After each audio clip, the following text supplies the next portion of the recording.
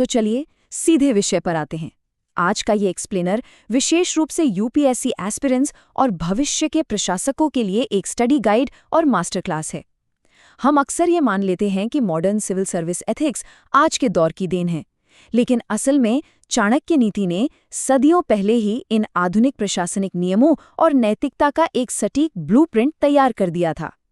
Ethics से लेकर administration तक आज हम इसी प्राचीन विजडम को डिकोड करेंगे। आज के हमारे सिलेबस का एजेंडा बिल्कुल साफ है और ये 4 मुख्य भागों में बटा है। पहला द एथिकल ब्यूरोक्रेट, दूसरा ह्यूमन रिसोर्सेज यानी मानव संसाधन, तीसरा दंड नीति और अंत में विदेश नीति। ये चारों स्तंभ लॉजिकली आज की सिविल सर्विस रिक्वायरमेंट से सीधे जुड़ते हैं। चलिए सबसे पहले मॉड्यूल की ओर बढ़ते हैं। द एथिकल ब्यूरोक्रेट, सार्वजनिक सेवा में सत्यनिष्ठा और ऊर्जा। एक सफल प्रशासक बनने की सबसे पहली शर्त क्या है? अपनी व्यक्तिगत महत्वाकांक्षाओं से ऊपर जन कल्याण को रखना। ये विचार कितनी गहराई से आज के सिविल सर्विस कंडक्ट रूल से मेल खाता है। चाणक्य का ये नियम बिल्कुल स्पष्ट है कि जब बात पब्लिक फंड्स और संसाधनों को मैनेज करने की आती है तो एब्सोल्यूट पर्सनल इंटेग्रिटी यानी पूर्ण सत्यनिष्ठा से कोई समझौता नहीं किया जा सकता। आज हम जो गवर्नेंस फेलियर या करप्शन के मामले देखते हैं, उनसे निपटने के लिए सार्वजनिक कल्याण को सबसे ऊपर रखना ही एकमात्र व्यवहारिक समाधान है। अब देखिए, एक हाई रैंकिंग अधिकारी होना कोई आसान काम तो है नहीं। एडमिनिस्ट्रेटिव मशीनरी में प्रेशर बहुत होता है, तो इस हाई प्रेशर माहौल में बर्नआउट से कैसे बचें? चाणक्य कहते हैं कि एक लीडर के अंदर एक खास तरह की ऊर्जा होनी चाहिए। यह सिर्फ शारीरिक ऊर्जा नहीं है, बल्कि बहादुरी, विफलता के प्रति आक्रोश, फुर्ती और निपुणता का एक शानदार कॉम्बिनेशन है। यही वो माइंडसेट है जो एक लीडर को रोकने नहीं देता। ये कॉन्सेप्ट वाकई बहुत दिलचस्प है।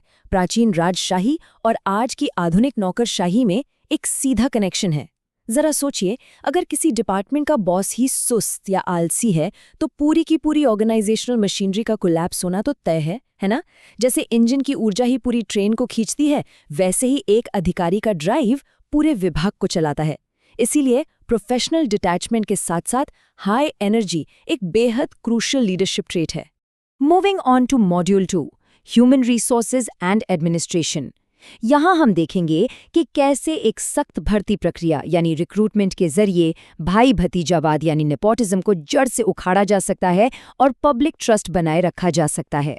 यहाँ ध्यान देने वाली बात यह है कि चाणक्य ने नेपोटिज्म का जो हल सदियों पहले निकाला था, वो आज भी उतना ही रेलेवेंट है। उन्होंने ऊंचे कुल में जन्म लेने के बजाय हमेशा व्यक्ति के चरित्र को प्राथमिकता दी। अधिकारियों को लालच, उनकी तार्किक क्षमता और सबसे बढ़कर उनके प्रलोभन के प्रति रेजिस्टेंस पर लगातार परखा जाना चाहिए। आधुनिक करप्शन रोकने के लिए ये एक परफेक्ट स्टडी गाइड है। यहाँ एक बहुत ही क्रिटिकल रूल आता है, मंत्र मूलम सर्वम, यानी सीक्रेसी ही हर चीज की जड़ है। अगर स्टेट सीक्रेट्स ऐसे सबऑर्डिनेट्स के साथ शेयर किए जाएं जो लालची या अस्थिर हैं, तो समझ लीजिए पब्लिक ट्रस्ट और स्टेबिलिटी दोनों खतरे में हैं। मॉडर्न नेटवर्किंग, टीम मैनेजमेंट और इंटरनल सिक्योरिटी के लिए ये एक टाइमलेस वार्निंग है। हमारा तीसरा मॉड्यूल इंटरनल सिक्योरिटी और क्राइसिस मैनेजमेंट की ओर बढ़ता है। यहाँ हम एनफोर्समेंट के उस कॉन्सेप्ट को एक्सप्लोर करेंगे जिसे प्राचीन काल में दंड नीति कहा जाता था।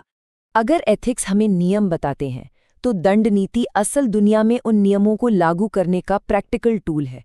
ये केवल सजा देने का विज्ञान नहीं है, बल्कि यह अचानक आई आपात स्थिति या लॉन्ग टर्म नेचुरल डिजास्टर्स के दौरान राज्य के संसाधनों की रक्षा करने और निष्पक्षता सुनिश्चित करने का एक रियल वर्ल्ड ब्यूरोक्रेटिक रिस्पॉन्स है। इस स्टेप बाय स्टेप फ्रेमवर्क को ध्यान से देखिए। अधिग्रहण, संरक्षण, वृद्धि और फिर उसका उचित वितरण। जब कोई अचानक आर्थिक संकट या फाइनेंशियल इंस्टेबिलिटी आती है, तब राज्य के रिसोर्सेज को प्रोटेक्ट करने के लिए यही फ्रेमवर्क एक प्रशासक के लिए सबसे बड़ा हथियार साबित होता है। चाणक्य ने एक बात बहुत क्लियर कर दी थी, मिलिट्री सिक्योरिटी और इकोनॉमिक सिक्योरिटी आपस में बहुत गहराई से जुड़ी हुई हैं।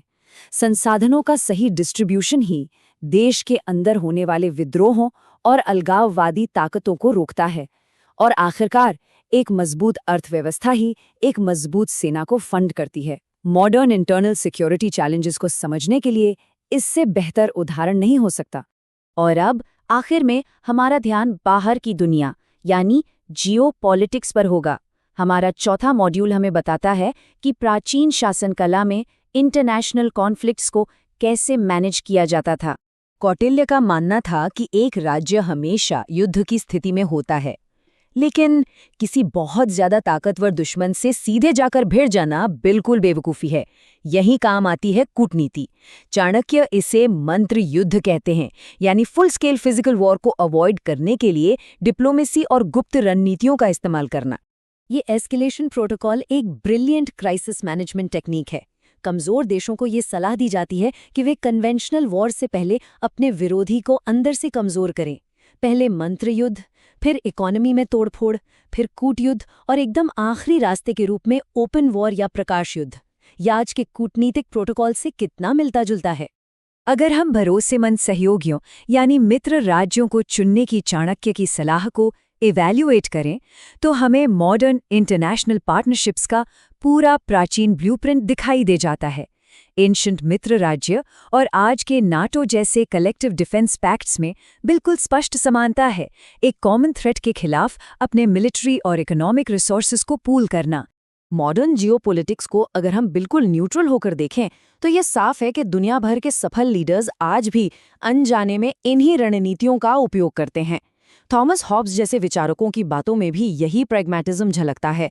ताकत ही कूटनीतिक नतीजों को तय करती है। बिना ताकत के कोई भी इंटरनेशनल नेगोशिएशन सफल नहीं हो सकता। और अब इस एक्सप्लेनर के अंत में स्टेट के फ्यूचर गार्डियंस के लिए ये सोचने वाली बात है। आज की इस बेहद कॉम्प्लेक्स दुनिया में, जहां अलायंसेस तेजी से बदलते हैं और एडमिनिस्ट्रेटिव प्रेशर चरम पर होता है, क्या एक प्रशासक अपनी स्ट्रिक्ट पर्सनल इंटेग्रिटी और राष्ट्र की रक्षा के लिए जरूरी प्रैग्मैटिक रूथलेसनेस के बीच सफलतापूर्वक एक बैलेंस बना सकता है? इसी सवाल के साथ आज की ये मास्टर क्लास संपन्न होती है। जानने के लिए और भी बहुत कुछ है। खोजते रहिए।